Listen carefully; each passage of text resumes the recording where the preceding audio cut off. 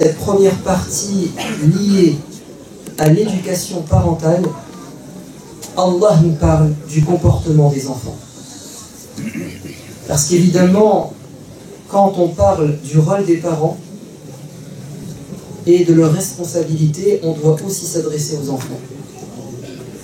Et Dieu nous parle du comportement des fils de Ya'qub.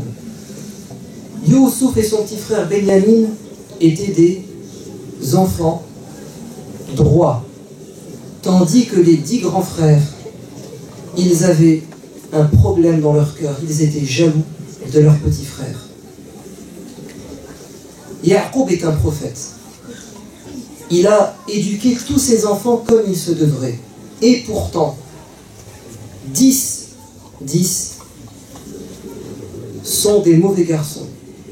2 sont des bons garçons. Et c'est un prophète. Ce qui veut dire que nous pouvons faire tout ce qui est dans notre possibilité, et pourtant il y a des facteurs extérieurs que nous ne maîtrisons pas. Nous pouvons être des bons parents, et pourtant il y a un élément externe qui vient perturber nos enfants. Ça peut être le diable qui va réussir à trouver une faille, une faiblesse, et faire dévier nos enfants. Ça peut être la société qui prend notre place, qui nous empêche de faire notre devoir. Qu'est-ce que vont faire les frères de Youssouf? Ils vont décider de le jeter dans un puits. Et pour commettre leur crime, ils vont utiliser le mensonge avec leurs parents. Et c'est la pire des choses que peut faire un enfant avec ses parents. C'est de leur mentir, d'avoir un double visage, un double discours, une double vie. Trahir ses parents, la confiance de ses parents, l'éducation que lui ont donnée ses parents. Mais une note d'espoir, les frères de Youssouf vont commettre l'irréparable. Mais à la fin de l'histoire, ils vont revenir à l'éducation de départ. Donc, il y a toujours un espoir. Même si nos enfants traversent des périodes difficiles, ils commettent des crimes, comme les enfants de Joseph, de Ya'qub, ils peuvent à un moment donné revenir. Et il ne faut jamais désespérer, et il ne faut jamais invoquer Dieu contre nos enfants, mais toujours demander à Dieu de les sortir d'affaires, de leurs grottes, parce qu'eux aussi sont dans des grottes. Et on en parlera tout à l'heure d'une, dans lesquelles la plupart des jeunes sont.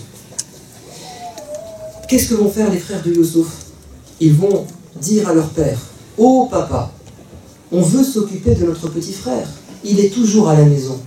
Laisse-le partir avec nous demain, jouer.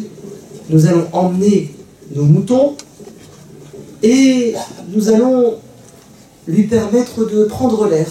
Il est toujours enfermé à la maison. » Et le père va dire: « Oh mes enfants, j'ai peur que dans un moment d'inattention, le loup le dévore. » Et les enfants disent: « Mais non papa, t'inquiète, on est 10.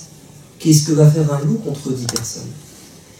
Et quand parfois les parents mettent en garde les enfants contre un danger, ils sont toujours sûrs d'eux. Et ils pensent que les parents sont trop prudents. Ils pensent que les parents leur mettent des bâtons dans les roues. Alors qu'en fait, les parents les aiment et ils veulent leur bien. Les frères de Youssouf ont dit: « Non, t'inquiète pas, on est 10. On maîtrise la situation. Il n'arrivera rien. » Et le père va quand même faire confiance à ses enfants. Mais ça va lui coûter cher. Le lendemain, les frères prennent Joseph et ils mettent à exécution leur plan diabolique. Ils le jettent dans le puits. Mais il faut bien qu'ils trouvent un prétexte, une excuse, un alibi pour justifier la disparition de leur petit frère, de qui ils étaient responsables. Alors, ils vont inventer un scénario, une histoire montée de toutes pièces. Ils vont égorger un mouton, tacher de sang la chemise de Joseph, et ils vont prétendre que le loup l'a dévoré.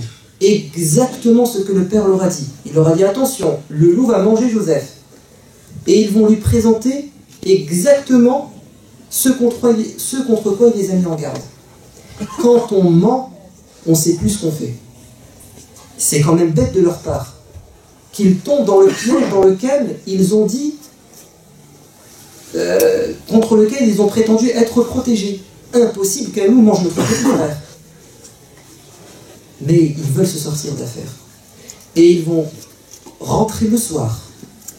Et ils vont pleurer des larmes de crocodile. C'est pour ça qu'il ne faut jamais être pris par les sentiments avec nos enfants. Parce que parfois les sentiments peuvent nous empêcher de regarder l'intérêt de nos enfants. Ils l'ont pris par les sentiments au départ. T'inquiète pas, papa, on va gérer la situation. Et là, ils vont tenter de le prendre par les sentiments. Et quelqu'un qui veut mentir peut très bien pleurer et paraître sincère. Mais le menteur ne réussit jamais. Il y a toujours une faille dans un mensonge. C'est quoi la faille? Ils se présentent la nuit et ils pleurent. Et ils disent: oh papa, nous avons demandé à Joseph de garder nos effets personnels et on a fait une course. Les grands, on a fait une course. Et quand on est revenu, le loup l'a mangé. Regarde papa, la preuve, on ne ment pas. Voilà sa chemise. La chemise tachée de sang. Et là le père, nos parents ne sont pas bêtes. Il dit: vous avez eu une mauvaise idée et vous avez fait quelque chose de grave. Vous avez menti. Que Dieu me vienne en aide. Pourquoi? Parce que cette chemise n'était pas déchirée. Le loup, s'il avait mangé Joseph, la chemise serait déchirée. Mais quand on ment, il n'y a pas de mensonge parfait. Il y a toujours une faille. Donc ils ont oublié de déchirer la chemise. Et le père l'a remarqué. Et là le père il dit: mon Seigneur, fasabrun jamil, je patienterai d'une belle patience. Et j'ai confiance en toi. Tu me sortiras de ma grotte. Je ne peux plus rien faire, Seigneur. J'ai tout fait avec mes enfants. Mais là, je ne peux plus rien faire. Joseph est parti. Je l'avais pressenti. Alors, il ne faut jamais mentir à nos parents. Et si on leur a menti, il faut demander pardon. Et nous sommes durant la nuit, la 27e nuit, qui est peut-être la nuit du destin. Et Aïcha a dit au prophète: si je me trouve durant cette nuit, qu'est-ce que je devrais faire? Il a dit deux mots: dis, ô Seigneur, tu es le pardonneur, tu aimes le pardon, pardonne-moi. Donc si on a pu faire du tort à nos parents, on a pu aller à l'encontre de l'éducation qu'ils nous ont donnée, il faut demander pardon. Durant cette nuit, c'est l'occasion rêvée. Les portes du paradis sont ouvertes, les diables sont enchaînés. On peut facilement se repentir. Je vous avais dit tout à l'heure que l'éducation des enfants n'était pas simple et qu'il y a des éléments extérieurs qui viennent nous empêcher de les protéger. Il faut des solutions. Encore une fois, il ne suffit pas de lever les mains au ciel. Parce qu'un jour, le prophète a dit: si vous n'empêchez pas le mal de se propager et si vous n'invitez pas les gens au bien, si vous n'êtes pas des bienfaiteurs et des réformateurs dans la société, le mal va se répandre. Il va se répandre et vous n'aurez plus à ce moment qu'une solution, c'est de dire: ô Seigneur, aide-nous. Et Dieu ne vous aidera pas. Parce que quand vous avez vu le mal, vous n'avez pas réagi. Vous avez vu le feu chez les voisins et vous avez dit: ça ne nous touchera pas. Si le feu arrive chez vous, il ne faudra pas se plaindre. Donc vous êtes dans des quartiers. Il y a des problèmes dans les quartiers. Il y a de la drogue, de la délinquance, il y a des jeunes qui font du bruit, il y a des vols, et on voit ces gens. Qu'est-ce que nous faisons? Si on dit « mes enfants seront préservés », on se trompe. Ils seront sûrement touchés. Et si ce n'est pas eux, leurs enfants, nos petits-enfants. On est tous embarqués dans le même bateau. S'il y a des gens qui essaient de le percer, on va tous couler. Et ça ne servira à rien au moment où ça sera trop tard de dire « Ô Seigneur, aide-nous » parce qu'on n'a pas fait ce qu'il nous a demandé.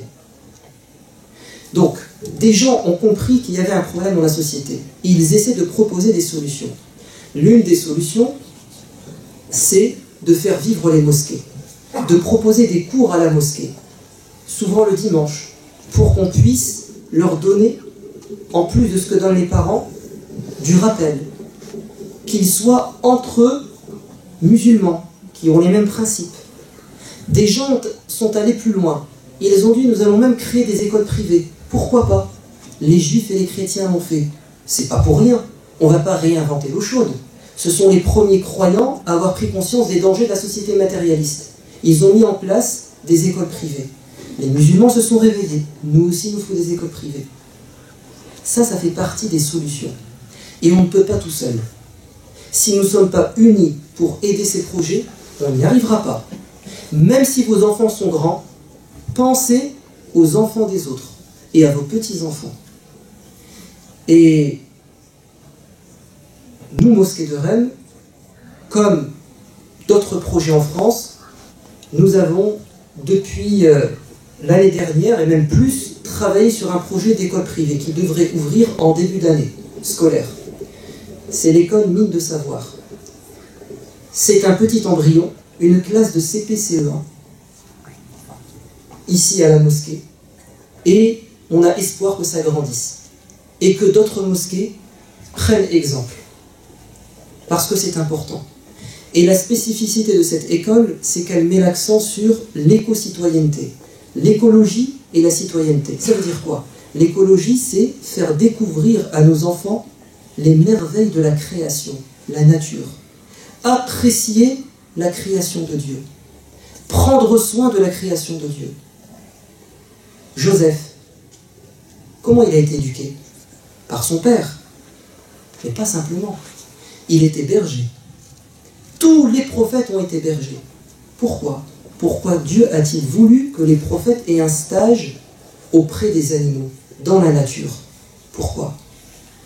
Parce que, quand on est en contact avec la nature, on finit par apprécier le Créateur, c'est-à-dire l'œuvre de Dieu.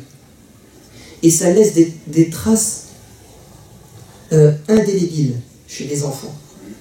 C'est pour ça que les Juifs et les chrétiens, surtout les chrétiens, ont compris il y a plus d'un siècle qu'il fallait mettre en place le scoutisme, c'est-à-dire que nos enfants soient en contact dans la nature, parce qu'il y a énormément de vertus. Donc promouvoir l'écologie et la citoyenneté, c'est-à-dire le bon comportement dans la société. Et les deux grands défis aujourd'hui dans notre société de consommation, c'est ça. Que nos enfants arrêtent de croire que le seul divertissement, il est dans la technologie, c'est-à-dire dans les jeux vidéo, la télé, Internet, Facebook, les portables, et qu'ils comprennent qu'il y a une autre manière de se divertir. Mais s'ils n'ont pas goûté à cela, on ne pourra pas les convaincre. Donc, leur faire passer des stages dans la nature, c'est hyper important. Et en Angleterre, une étude est parue au mois de février. Ils ont dit qu'ils ont interrogé, pendant 2 ans, ils ont interrogé des parents. Ils ont remarqué que, durant ces 2 ans, 9 enfants sur 10 n'ont pas mis un pied dans un endroit naturel, une forêt, une plage, un parc. Pourquoi? Parce qu'ils sont toujours à la maison. À quoi faire? À rester devant les écrans. Et c'est devenu une cause nationale dans les écoles publiques en Angleterre. Ça va arriver en France. On est toujours un peu en retard, ça va arriver.